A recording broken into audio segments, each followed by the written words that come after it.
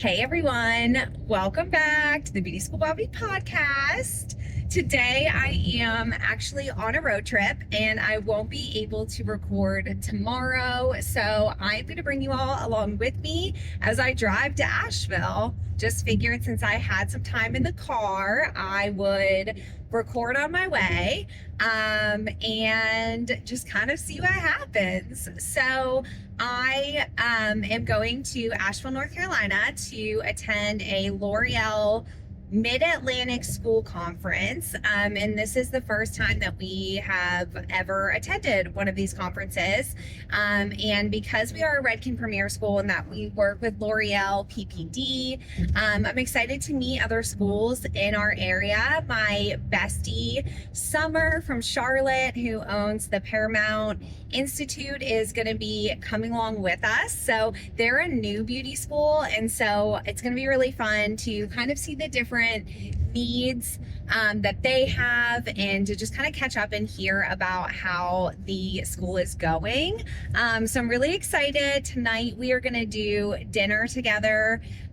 So I get to sneak in a little bit of friend time while I get work time at the same time. So I'm really, really excited to see her. When I was thinking about what I wanted to talk about on this episode, I was kind of reflecting and talking with Mark about, what we should do or what I should talk about, because it's super weird to just sit in a car and talk. And so I was kind of thinking that one thing that has been on my mind recently and something that I've kind of just been marinating on and wanting to share and talk about was kind of a look back at, after being in this career and having this, same job for the last 13 years. I wanted to kind of look back and talk about my time at TSB and just how things have changed since I've been there.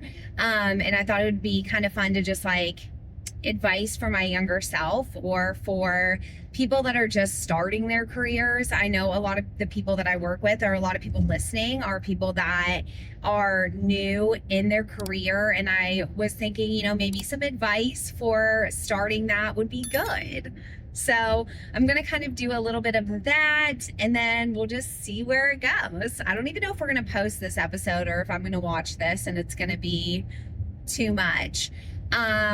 But since I had time, I thought we should record and do an episode. So here we go.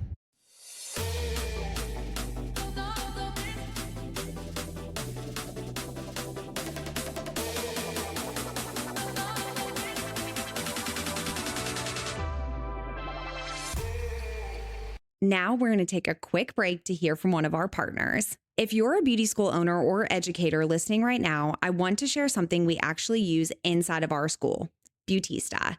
Placement tracking has become one of the hardest parts of running a school. Between spreadsheets, emails, binders, and chasing down employment updates, it can get overwhelming fast. And on top of that, marketing your school and showing real student outcome matters more than ever. That's why we implemented Beautista. Beautista is a portfolio-first career platform built specifically for the beauty industry. Instead of graduating with just a resume, our students build professional digital portfolios that salons can discover and hire from. Beautista supports over 130,000 plus beauty professionals and partners with schools across the country. At the same time, it helps us modernize placement tracking and keep career outcomes organized and in one place. It's not just a hiring tool, it's a marketing tool. When prospective students can see real portfolios, real engagement, and real career momentum, that changes the enrollment conversation. And beyond placement, Beautista hosts over 1,200 live free classes and mentorship experiences just this year with top educators and brands, so students keep growing, building confidence, and staying connected long after graduation. If you want to modernize placement, elevate your student marketing, and give your graduates a real competitive edge, head to Beautista.com and check it out today. Now back to the show. Okay, so for those of you who don't know, kind of like a short version of my story is that I started working at Tennessee School Beauty 13 years ago. So already very much an established beauty school. So I came into something that was really just already built. I started working at the beauty school to do admissions, and I full blown fell in love with it just right away. I went full speed ahead into the job and just dove in. And I am definitely someone who's a bit of an overachiever. And so when I dove into it, I came in and really just tried to, for the first few months, just get an idea of what beauty school is. I didn't go to beauty school, so I learned definitely from the business side, but because we are so involved in the school, I was able to really just observe and be in classes and be with the students. Obviously learning admissions in the beginning of, you know, what we say to parents and how we talk to students and all of those things. But a lot of what I was doing in the beginning was definitely finding new ways to do things. So again, coming into a business that had already been there for so long, things were already pretty much set. But because of my role of being so involved with the students, I was able to kind of listen to their needs and to see you know, ways that we could get better, ways that we could fine tune. Still the things that I'm doing every single day. I came in when other like corporate schools had come into the area. So a lot of the beginning was going to career fairs, building the relationships with the high school teachers, and just really absorbing all of it. Everyone at Tennessee School Beauty is such like a little family. So it really was easy to, I think, adapt and just become a part of that family. You know, from the instructors to the admin, like we're a small unit. So it was easy to really get an understanding of how everything worked. But because this was a time where admissions had kind of just been done one way forever, there was still room for me to find new ways to do things. And I think that in the beginning there, you know, wasn't a ton of resistance. But just, again, doing things in a different way. So I feel like in the early part of my career, I really just took on the responsibility of the student experience from the beginning. When I was meeting with people and signing them up, I felt a huge responsibility to make sure that their experience was the best experience that it could be.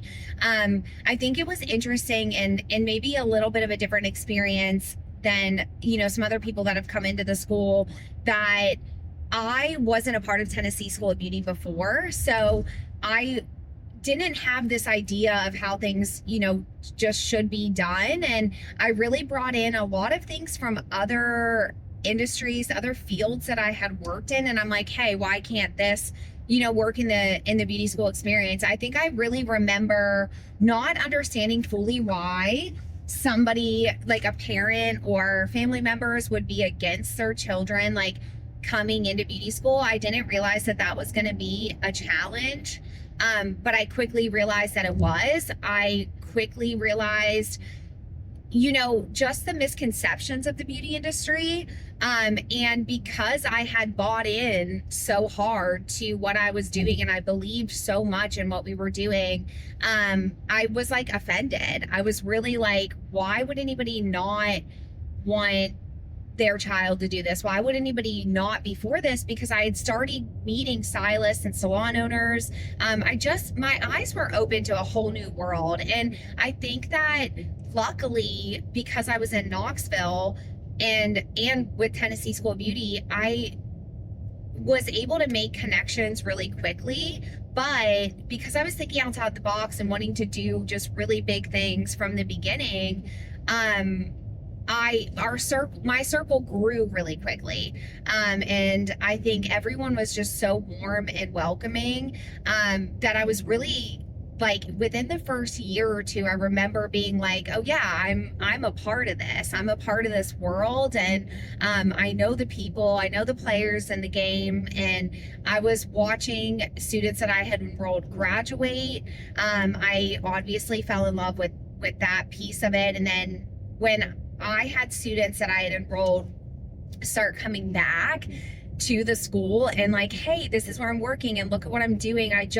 There's certain people, certain students that I remember really being like, wow, they've grown so much and look at where they are now. And I just clung to that. And I wanted every story and every student, to be a success story.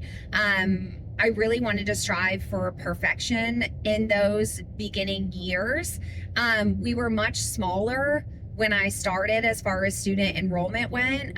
Like I said, there were other options of beauty schools at the time, and it was a time where those schools were new. So when we were going into high school classrooms, it definitely wasn't just like assumed that they were going to come to Tennessee School of Beauty. So I really started being like, how do we separate ourselves? What's different about us than the other schools? What are our strengths? And I didn't really identify that that's what I was doing at the time, but I can look back now and see that I really, really just wanted to make sure that everybody knew that Tennessee School of Beauty was going to be the best school to go to. It was going to be the best option, all while figuring out this whole new world of the beauty industry. And I look back so fondly on those beginning years of us being smaller. We have grown not only like square footage wise, but just as a company so much in the last 13 years. It started to become that, I was being put into positions to be like the face of the school. As, Adam and George, who were the owners, and Adam is still, fourth generation owner of the school, where they were, had been doing this for a long time. And I think that I just kind of changed the perception of the school of being like, oh yeah, that's just, the local school, and that's, where my mom went or where my grandma went, to like, oh, there's big things happening at that school. And we just grew and grew, and enrollment has grown every single year, since then. So I can look back and it like feels very quick. It feels like there's no way I've been there for that long. There's no way that I've been doing this tour, the same tour, that I learned when I started working there. I mean, we've obviously, edited some things here and there, but I'm basically still doing the same job. Just responsibilities have changed throughout the years as positions have changed, and our staff has like doubled in size since I've been there. And I'm so thankful for the place that we have gotten to with our staff. And now people are on the staff that I enrolled in beauty school, and when they come back and want to work with us, it's just the biggest compliment. I love it so much, and I'm so thankful for where the team is. But I think one of the things that's hard to think about, or is like a challenge sometimes to think about, is that I was so young when I started working there. I was 25, and I feel like just such a baby in my career. I remember wanting everything to happen really quickly. I remember wanting to feel like, and Adam has always said this too, is that from the day that I started, I really always made decisions and choices for the school. Obviously, I didn't have a huge say in things when I was just starting, because that wasn't, what I was hired for. It took a few years until I was, comfortable enough or confident enough to go to Adam and make suggestions about the way that I think things should be in the classrooms. I think the fine tuning really came from, making sure that education was where it needed to be. And I think we level up every education every single year. Like it's crazy all the things that we've added in. And I think another thing I want to make sure I don't forget to point out is that the beauty industry as a whole exploded over the last 13 years. So where when I came in, it was that not a lot of people were supportive of this. I don't hear as often as I used to that people are, putting the industry down, because over the last 13 years, there has been such a shift. And through, TikTok and the Ulta beauty, like Ulta didn't exist yet when I started. And I think those big corporations being so popular, makeup exploding from the time that I went there, and the cost of services going up so much. There's just a lot of things that have lined up in this particular time that I know are pieces of the success and have also changed in the industry while I've been in the beauty industry. So it's interesting to look back and to see those changes. And I'm always reminded of how long I've been at the school when I have graduates come back or message me on Instagram or something and be like, yeah, it's been 6 years since I graduated. And I'm like, in my eyes, it feels like 2 seconds ago. Or even Ashland, who does my hair, like when we talk about it being, how long it's been since she's been out of school, or how long I've been going to see her, because Ashlyn started doing my hair when she was in beauty school, and then I followed her, to the salon, and I've been there ever since. And even with her, when we talk about it, I'm like, the years are just flying. But one of the things that I think about, what would I do differently, or what do I wish that I would have known? And it's that I wish that I would have known that I didn't, need to go so hard. I didn't need to make it my life. But it's hard to know whether that's the reason that we've been so successful, is because I did go so hard. I remember feeling like every text message that I got or every email that I got needed to be responded to immediately. And now I feel like I've had to train myself to not respond right away, or not make, as Aaron Silver said in the last episode, not make every emergency an emergency for me. I think that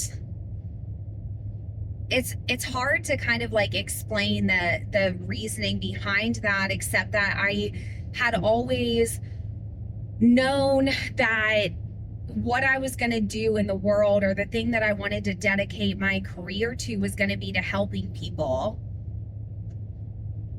And when you are in a position where your role, or you feel like the responsibility of helping people, is all completely on you, it takes a toll on you mentally. I also want to note that this was the season and the time of girl bossing. And with my particular situation, having a mom that was very successful in a corporate banking world, I knew that my career was going to be really important to me, and that it was maybe okay to prioritize my career over things like the conversation about balance of family life and career life wasn't really happening at the time that I started having to have a family. I started at Tennessee School of Beauty the week that I got back from my honeymoon. So it was like I was starting my life as an adult at the same time that I was starting my career. And those two things lining up for me, I think, I was really in a place where I was ready to find success. I was ready to chase the dream that I'd had. The jobs before that I'd had weren't really for me. And I went to college to be a high school English teacher, as I've talked about before on the show. And that wasn't the route that I took. So I think that once I got into Tennessee School of Beauty and I figured out, like, okay, this is what I meant to do. I'm going to be able to help people. I'm going to be able to make a difference. When I started hearing everyone's stories that I was meeting with, like, I wholeheartedly remember being like, this is my priority now. And through a lot of seasons over the last 13 years, my priorities haven't always been in check, but I also have talked to, other women that are my same age or even, people that are my mom's age, and the idea or conversation again about priorities just wasn't always there. It was okay to grind. You were supposed to grind. You were supposed to push. Like, again, the girl boss era was happening while I was becoming a girl boss, while I was, gaining more responsibilities and leadership and moving up in a company. And so I wish that I didn't always prioritize it as much, but I think that it's kind of just one of those things that I think a lot of people or women would say that it didn't always need to be the main priority. But for me, it very much was. I lived and breathed my job. Again, I wanted to respond to every email. I thought that every time a parent had a question, I needed to answer it immediately, or it would reflect poorly on the business or poorly on the school. And the last thing that I wanted was to ever do anything that reflected poorly on the school, because everything was about making TSB look and feel and be as good and close to perfection as I wanted it to be. So a year after I started working there, I had my son, and I remember being so worried and so scared about what that was going to do to my career. Was I going to be able to balance being a mom and working? And for me, it was like work was going to be the priority, and how are we going to make being parents work with my job, because my job was so important, and no one else in the world was putting that pressure on it except for me.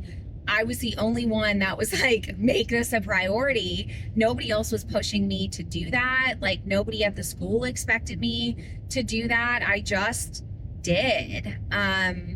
Both of my parents were very, very hard workers, and the career was priority. And I think that I just thought that that's how it was supposed to look. I thought that that's how it was supposed to be. And not that any of this is wrong, but it's hard to sometimes look back and be like, did I go back to work too soon? Did I even consider, staying home? Did I even consider, being a stay-at-home mom? I always knew that that wasn't going to be the path for me, but, was jumping back in after 6 weeks gonna be the right decision? And Mark has always just been so supportive, because the job made me so happy, and because I was able to help people. We were just, TSB was just like a third piece of our family, or the next thing, in line with our family, and it was just a part of our world. So work didn't pull me away on trips a lot. I didn't need to be gone. I was home every night, but we definitely juggled a lot in the beginning with Will. Luckily, Mark was working at a church in Knoxville at the time that had childcare. So when I went back to work, Will went with him. Then that role changed, and we were, I remember in the beginning how stressful childcare was. And, my parents were both still working, so we didn't have help or support here for any of that. If our kids were sick, we had to figure out which one of us were going to stay home. We had to figure out, what we were going to do when daycare was closed, what we were doing for summer. Like, I feel like it was a nonstop stress in my life, even up until, 4 years later when I had Finley. And I think a lot of the decision of me having another child was because of my career. Were we going to be able to fit another one into this? Was I going to be able to be pregnant again while I worked, being the only one with Finley doing admissions? Like, when I was pregnant with Finley, I was the only one doing admissions for, now we only have cosmetology and aesthetics, but at the time we had the massage school, we had nails, all of that. And we were growing a company and growing a business at the time that I was, literally growing children. And everyone was always so sweet at the school. And I remember days of doing tours and feeling sick and being like, I'll be right back. And I just didn't need to do that. I think if I would have just called off, it would have been fine. I put this so much pressure on myself, to show up and perform. And I think that's the thing that like makes me sad when I look back, is I wish that I would have just given myself some grace. I wish that I would have been able to be like, it's not that important. You don't need to be there. If you're not there, it's okay. The appointments will reschedule and come in again. But I know I'm saying all of this because I know so many stylists that are starting their career, or beauty professionals starting their career. Honestly, if you just graduated from college and you're starting your career, there's so much pressure to, climb that ladder to make it to the top.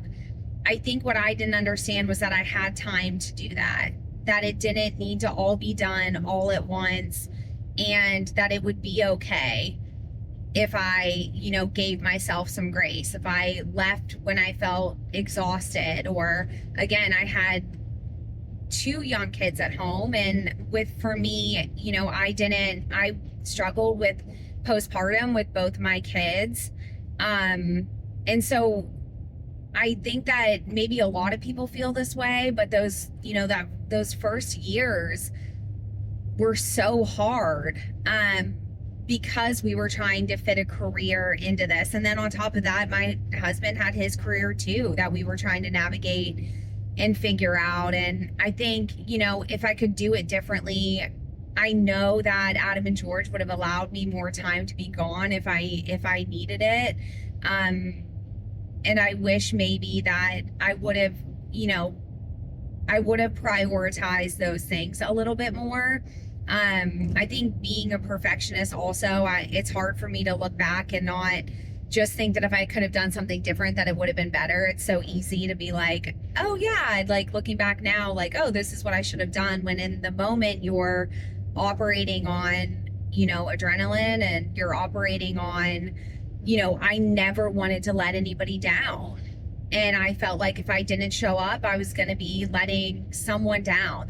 Something was going to happen at the school that I wouldn't be there to handle. And I still struggle with that. I still struggle with feeling responsible for everything, even though I'm not. And we have a very capable team. And especially now that Steven is there and we have Brooklyn, like everything will be okay if I'm not there. But I just put so much pressure on myself to take care of everything all the time. And I think that it was because the school was changing, and the school was changing because of things that I was pushing. And so if I wasn't there and everything fell apart, then it was going to be my fault. But it's not. And for how quickly time moves, I really, in a lot of aspects, tell the girls to slow down. That you can still climb the ladder, you can still become successful, you can still find happiness in your career without having to operate over the top all the time. And it's just been within the last few years that I've even realized that I didn't need to operate the way that I was pushing myself to operate, that we're a beauty school and it's just not that serious. It's not that big of a deal. If you have to be out, you're out. If you have to call off, you call off. Because for me, in the way that I operate, like I said, I'm never gonna just call off because I just don't want to go in that day. Like I would have to be like super, super sick. But taking the time to take the vacations and to slowly learn, I think that my advice, or I guess what I'm getting at with all of this rambling, is that I want the girls in their 20s, or the students, or whoever is, listening, whatever path you're on, to understand that you can slow down, that you don't have to run so fast. If that's a feeling that you're feeling, the rush, like I just need to get through beauty school, I just need to get through. You don't have to operate or live in that world. To take the time to stop and enjoy the moment that you're in. I have a note on my mirror right now that says be in the blessings. Because now that my kids are getting older and growing so quickly, I just don't want to miss it. I don't want to constantly be thinking about the next thing, or what's tomorrow going to bring, what do I have going on tomorrow, or what thing is not going right at the school right now that I need to turn my attention to and focus on. Now I want to be in it. Now I want to enjoy the good, and I want to be in the good without, wishing it away to go on to the next thing. I even see it a lot in the students that are, getting engaged and getting married and wanting to find the one. And I always am just like, just slow down. There's not a rush to get to that spot, to live in life for a little bit. And I think that we all have different reasons for doing that. We're going to take a quick break and we'll be right back. Hey, beauty students and educators. I'm excited to share that Beauty School Bobbi is now supported by BeautyCast Network, your go-to career services and placement platform for the beauty industry. Free to schools, educators, and students, BeautyCast Network connects you with top artists, influencers, and educators who inspire and empower the next generation of pros. From webinars and newsletters to virtual career showcases, competitions, and scholarship pop-ups, the platform is packed with tools to build non-technical skills, encourage career readiness, and help students launch amazing careers as they approach their graduation date. Learn more at beautycastnetwork.com to help your students thrive and take their career to the next level. Now back to the episode. I was telling Will the other day that when I went to college, my parents helped me pay for some of it. It was kind of for me, I went to college at a time, and I've talked to a lot of people that had the same experience, but I went to college at a time where our parents were just like, you just go. Like, we're not talking about other options or what do you want to do in college? You're going to college, so what do you want to do?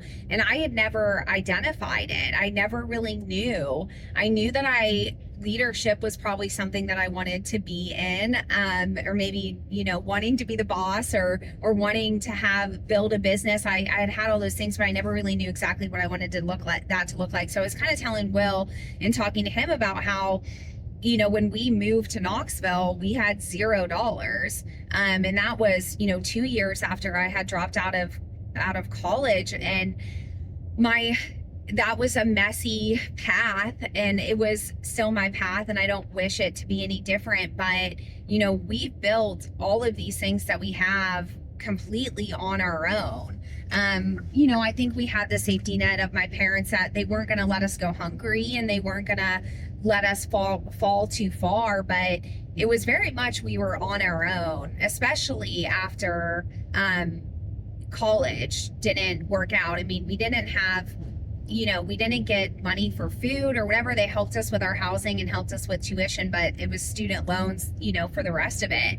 And so everything was up to us to figure out. And I don't necessarily think that that's the wrong way, but I see a lot of students now that have a very big safety net, that have a safety net of like their parents paying for their car and their parents paying for their phone still and insurance and all those things. And it's great. And I am interested to see how we will be with our kids, and what rules or restrictions or whatever we will set, when our kids are at this point in life. But we were on our own, which makes me so proud, because when I look at where we are now, only, again, 13 years into a career is long, but it's not the end.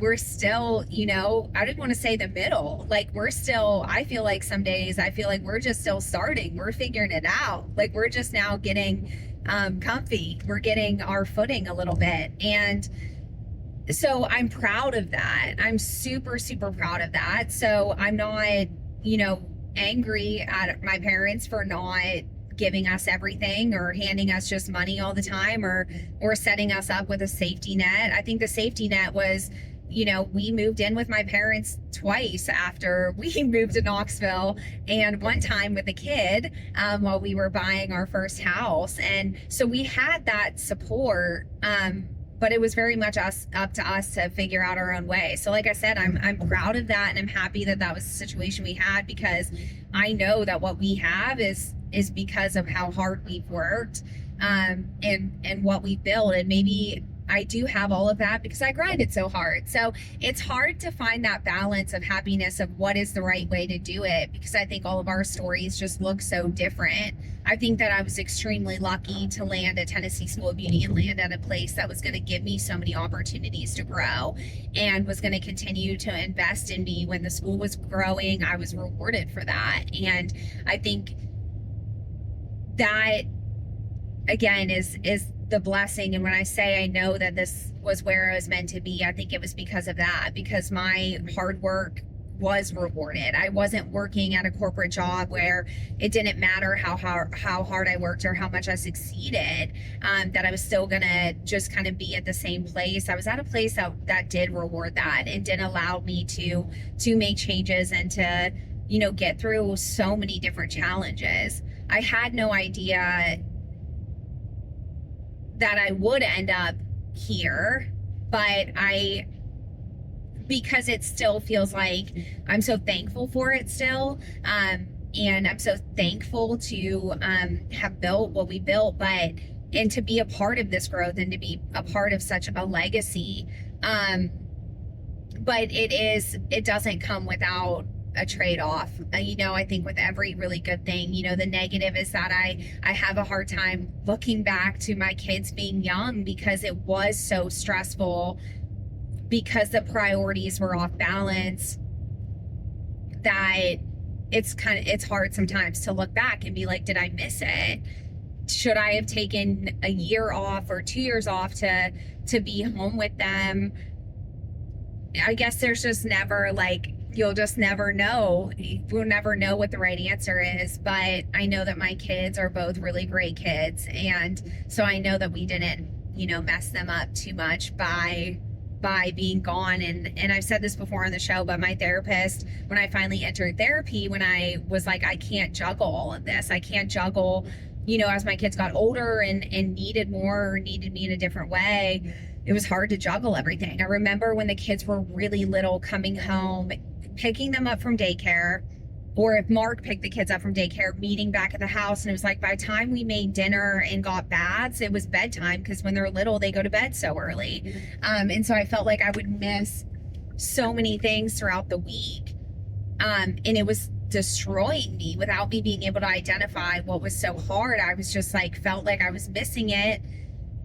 But I also felt like, well, the school needs me. The students at the school need me. And I just prioritized that so highly, that balance was off. And I remember when I started going to therapy, and my therapist telling me that, it is okay that I'm showing them that that a career does matter. It can't matter more than them. It will mess them up if they feel like I'm choosing work over them all the time. But like I said, I was home every night.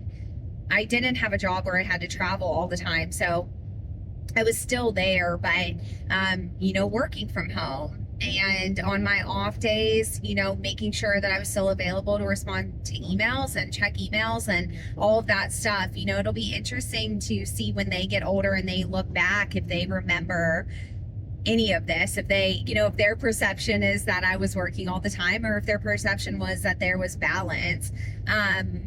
But I'm able to talk to Will kind of about it now. And as Stephen is involved more in the business, I'm able to, to step away more.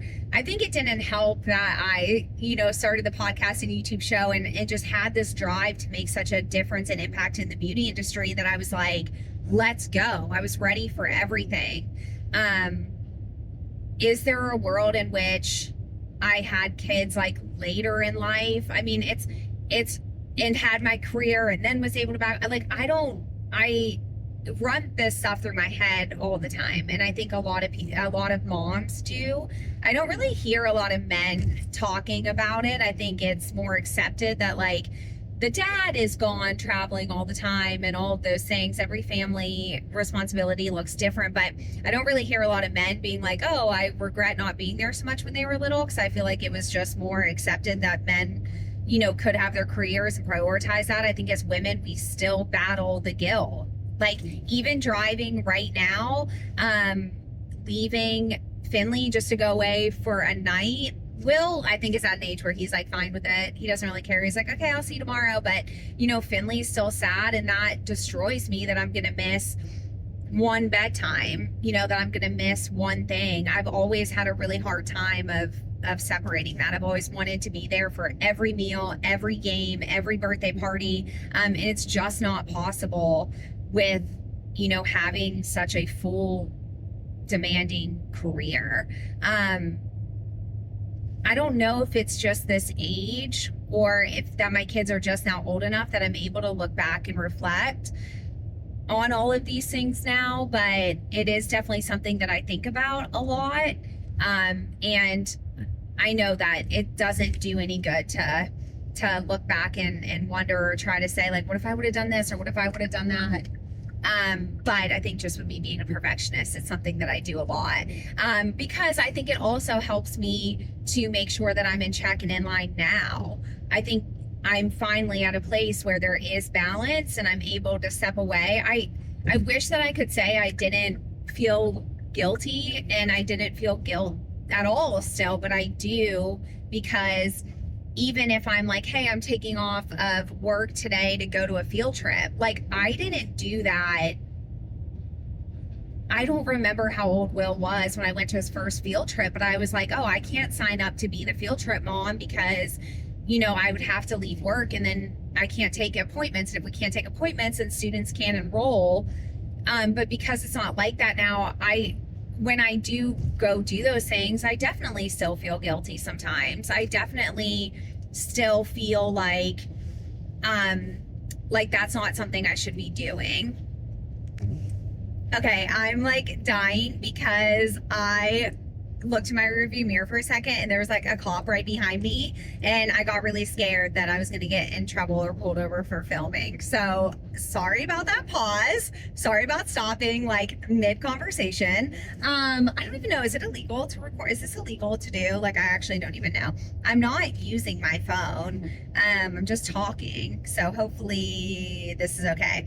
But I am being safe. I'm not touching or using my phone, so I think we're good. But anyways, all to say that at this point, I think that, if I could do it all over again, the same path, knowing where I would get, knowing that I could still get to this exact same place without, being so addicted to my email, without being so addicted to making sure that I didn't ever leave the office with any voicemails or any work. That was one thing that I had to change. Was I needed to learn what needed my attention right away and what didn't. But I think that one of the things I've thought about recently too is I've built like a community of people that do have the same expectations of themselves that I have for myself. Is that I think I'm definitely not the only one that experienced this, and I think now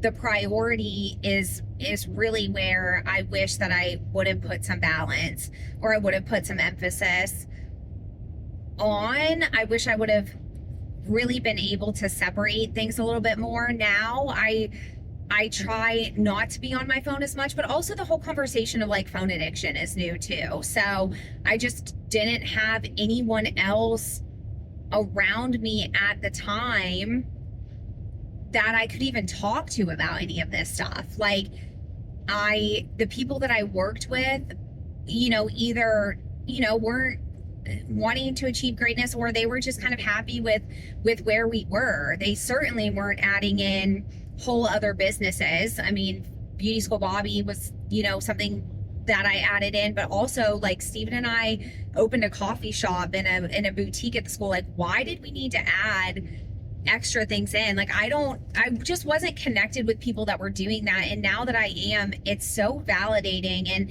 I'm able to get help and feedback from people because I have a community now. I have people that are where I'm at or are chasing, similar things that I'm chasing. So it's easier to talk about. But I do feel sad about, me from 10 years ago not having that yet, not having that community yet, because I think it could have been really helpful for me. I think that I really was only hurting myself in all of this, which I hate to be like, so that's fine. But I think the effects were really just on myself. I think that I pushed so hard for so long that burnout was something that I battled for years, and it became a joke with the people I worked with, that like a breakdown would come in our busy season, or a breakdown would be coming at some point. And I've avoided it. I've avoided it without, quitting or walking away, but not without days that I've cried a lot, or, really hard times. So I think it's okay that I was operating that way, but I think it's just so much healthier now. So the advice to the younger people listening is just to slow down and make sure that even though you're building something great, it doesn't have to be the absolute most important thing in your life. When I look back, I also feel like I didn't clearly process like a lot of the things that were happening, like, getting married, having babies, all the things. Like, we just did it. It just had, like, we were just like, oh, this is just what you do next. And I think the generation below me does a much better job of being like, when do I want to have kids? When do I want to get married? When does this fit into my life? And I don't think that a lot of the people my age necessarily did that. It was like, you meet the person you're going to marry, and so you get married, and after you get married you have kids, and all of those things. And I wish that we would have had more conversations about when and all of that. But if we would have done that, I wouldn't have Will and Finley. So I'm thankful for, obviously, the way that everything worked out.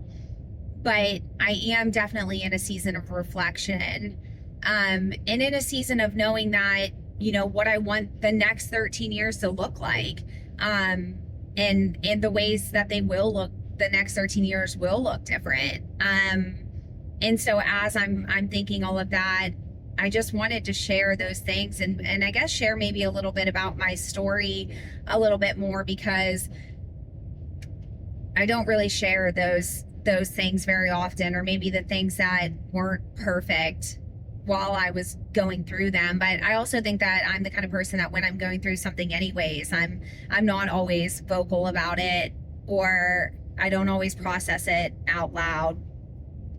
And I'm working on that too. So I just think that as much as you want to be successful, as much as you want to get to the point in your life where you're not stressed about money anymore, or whatever the goal is for you, whether it's opening a business, or if it's, chasing your dream, it needs to be a big part of your life.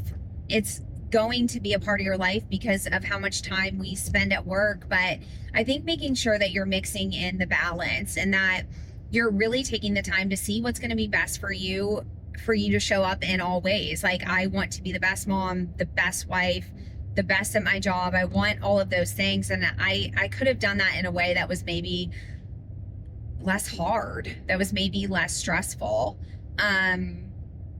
I am at a point now, though, where, because I ran so hard for so long, I think I'm at a point where, pumping the brakes, or understanding that I can put my phone away when I get home, that I don't need to necessarily be 100% available. If I'm playing in the yard with my kids, or we're playing ball, or whatever it is that we're doing, I don't need to have my phone on me in case there's something going on at the school. Those are the things that I wish I could change, and that I'm learning now are just better. I also just wonder if everything would have ended up this way if it wasn't like that. If I wouldn't have, done all of those things, life could look really different. So I think just making sure that you're living in the way that you can be proud of, and that you can say, like, I did it, and I did it well, and I wouldn't go back and change everything. Maybe that's not how life works at all. Maybe nobody in the world feels that way. But I think now, as we're learning to change, just making sure that you're doing it at a pace that you can keep up, that you're doing it at a pace that doesn't feel like such a grind all the time. you have to make sure that you're able to work. I tell the students all the time that are, working in salons as an assistant, but they also have another job because they're paying all their bills.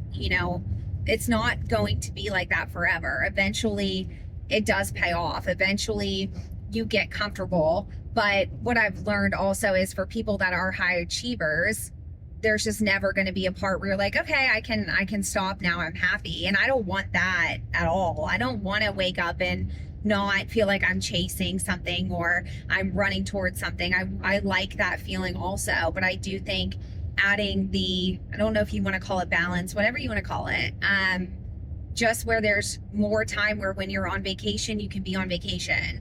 You don't have to feel like you have to work. And I still got to work on that too. We're getting there. These are all like small steps that are happening for a positive direction. But I think just taking the time to enjoy the moment that you're in and making sure that you're not killing yourself for the dream that you're chasing is going to be the best way to be able to look back and to be happy and proud and not wish that it would have been different. It's such a struggle though, because I have so many friends that are moms that are stay-at-home moms that, feel like they're losing their identity by being at home, that work was such a big part of their life. And now that that's gone, they lose their identity. So I don't think that there's a perfect answer for any woman. I think that we're going to be hard on ourselves, no matter what, but to grind is okay. And your 20s do feel chaotic and it feels like you're never getting ahead. But I know that in time, it just does get easier. So I don't know, that felt all like a big rant. And like I said, hopefully we post this and that wasn't just all wasted time, but, I hope that you all enjoyed a more honest episode. It just started snowing and I'm about to go through the mountains, so I want to stop recording so that I can pay attention. But I hope you all enjoyed this episode. DM me and let me know what you thought of it, or comment down below if it's not so personal to your experience, but share kind of if you resonate with any of this or if you feel like you identify with this. I really, really want to hear about it. So make sure that you do that. Make sure that you check us out. If you have not taken a moment yet to review or even leave a comment or leave a 5-star review on the podcast, do that. It would help so much as we're trying to grow this, but I hope you loved it. I can't wait to hear your feedback, and we will see you next time, guys. Bye.